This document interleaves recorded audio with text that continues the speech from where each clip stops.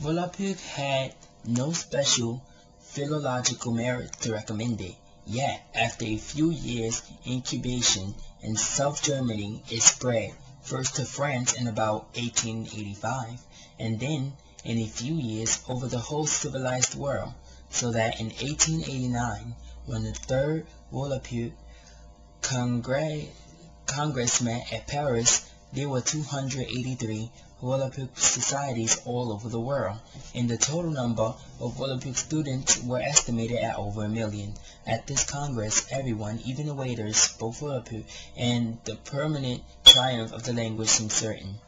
This is a quote from 1911 Encyclopedia. If Volapük was that good to get that far, further in success than Esperanto has or had ever, I am 100% sure that this language can and will, with our efforts, rise again.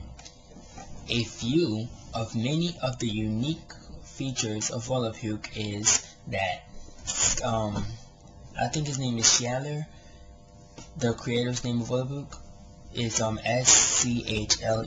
Schleyer. Anyway, he already knew more than 60 languages, although how well he spoke any of them other than German and Sinclair. But in a year, he distilled his knowledge into a single rational idiom he called it Volapük, or word speak. Vol means world, and pük means speak. He based these words on English roots, using a simplified phonetics that eliminate the sounds f and ch, and replace the letter r with the letter l. These changes made many of the Scheller's new words hard to recognize. You could, for example, look at the word flen for a long time and never guess that it was derived from the English word friend, flen, friend.